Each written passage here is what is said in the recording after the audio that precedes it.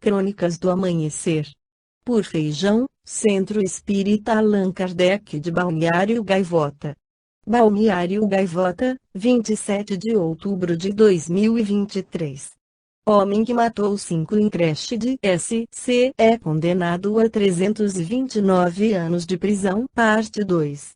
O autor de um ataque a uma creche que deixou 5 mortos em Saudades, SC, em maio de 2021, foi condenado na quinta-feira 10/08 a 329 anos e 4 meses de prisão.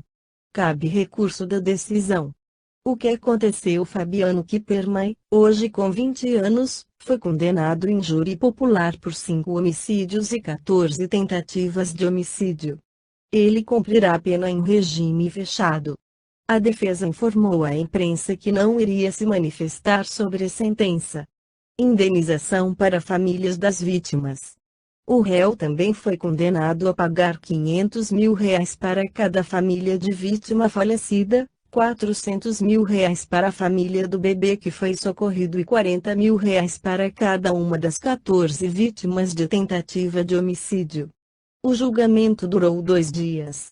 No primeiro foram ouvidas vítimas e testemunhas e, no segundo, houve debate entre defesa e acusação. Pouco antes das 16 horas de hoje, as falas foram encerradas e os jurados se reuniram para votar a sentença. Hoje, a comunidade de Saudades teve a resposta do Poder Judiciário em relação a esse caso que marcou a história da nossa comarca, pouco mais de 2 anos após a ocorrência do crime, afirmou o juiz Caio Lengroberta Borda, que presidiu a sessão. No livro O Céu e o Inferno, Allan Kardec apresenta o Código Penal da Vida Futura, ao qual todos nós estamos sujeitos após regressar à pátria espiritual.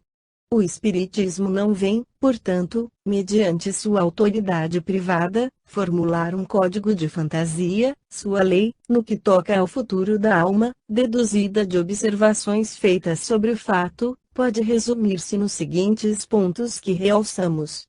1. O sobrescrito: a alma ou o espírito sofre, na vida espiritual, as consequências de todas as imperfeições de que não se despojou durante a vida corporal.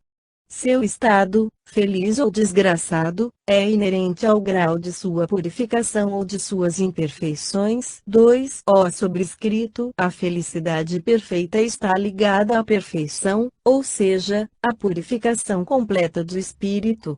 Toda a imperfeição é ao mesmo tempo uma causa de sofrimento e de privação de gozo, assim como toda qualidade adquirida é uma causa de gozo e de atenuação dos sofrimentos. 7. O sobrescrito: o espírito sofre pelo próprio mal que fez, de maneira que sua atenção estando incessantemente concentrada nas consequências desse mal, ele compreenda melhor seus inconvenientes e seja motivado a corrigir-se. 8. O sobrescrito: sendo a justiça de Deus infinita, é mantida uma conta rigorosa do bem e do mal, se não há uma única má ação, um único mau pensamento que não tenha suas consequências fatais, não há uma única boa ação, um único bom movimento da alma, o mais leve mérito, numa palavra, que seja perdido, mesmo nos mais perversos, porque é um começo de progresso. 9. O sobrescrito: toda falta cometida, todo o mal realizado, é uma dívida contraída que deve ser paga, se não o for numa existência, se-lo-á na seguinte ou nas seguintes, porque todas as existências são solidárias umas das outras. Aquele que quita na existência presente não terá de pagar uma segunda vez. 10. O sobrescrito: o espírito sofre a pena de suas imperfeições, seja no mundo espiritual, seja no mundo corporal. Todas as misérias, todas as vicissitudes que suportamos na vida corporal são decorrentes de nossas imperfeições, expiações de faltas cometidas, seja na existência presente, seja nas precedentes. O processo de recuperação do espírito frente ao Código Penal da Vida Futura tem 3 fases: arrependimento, expiação e reparação são as 3 condições necessárias para apagar os traços de uma falta e suas consequências. O arrependimento suaviza as dores da expiação, dando esperança e preparando as vias da reabilitação, mas somente a reparação pode anular o efeito, destruindo a causa. O perdão seria uma graça e não uma anulação. 17. Ó sobrescrito: o arrependimento pode ocorrer em todo lugar e a qualquer tempo. Se for tardio, o culpado sofre por mais longo tempo. A expiação consiste nos sofrimentos físicos e morais que são a consequência da falta cometida, seja desde a vida presente, seja, após a morte, na vida espiritual, seja numa nova existência corpórea, até que os traços da falta sejam apagados. A reparação consiste em fazer bem àquele a quem se fez mal.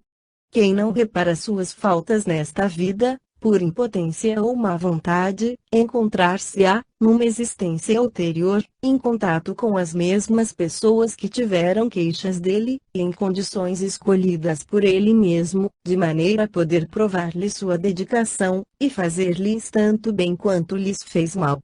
Nem todas as faltas acarretam um prejuízo direto e efetivo. Neste caso, a reparação se realiza, fazendo o que se devia fazer e que não se fez, cumprindo os deveres que foram negligenciados ou ignorados, as missões nas quais se falhou, praticando o bem contrário ao que se fez de mal, isto é, sendo humilde se foi orgulhoso, terno se foi duro, caridoso se foi egoísta, benevolente se foi malevolente, laborioso se foi preguiçoso, útil se foi inútil, temperante se foi dissoluto, um bom exemplo se deu mau exemplo, etc. É assim que o espírito progride tirando proveito de seu passado. A necessidade da reparação é um princípio de rigorosa justiça que se pode considerar como a verdadeira lei de reabilitação moral dos espíritos. É uma doutrina que nenhuma religião proclamou ainda. Allan Kardec encerra o Código Penal da Vida Futura da seguinte maneira: 33. Ó sobrescrito: apesar da diversidade dos gêneros e dos graus de sofrimento dos espíritos imperfeitos, o Código Penal da Vida Futura pode resumir-se nestes três princípios: o sofrimento está vinculado à imperfeição. Toda a imperfeição, e toda falta que dela decorre, traz consigo seu próprio castigo, por suas consequências naturais inevitáveis, como a doença é decorrente dos excessos, o tédio da ociosidade, sem que haja necessidade de uma condenação especial para cada falta e cada indivíduo. Todo homem, podendo desfazer-se das imperfeições pelo efeito de sua vontade, pode poupar a si mesmo os males que delas decorrem, e assegurar sua felicidade futura. Tal é a lei da justiça divina, a cada um segundo suas obras, no céu como na terra. Esta foi a crônica do amanhecer de 27 de outubro de 2023. Por Alfredo Feijão Lopes.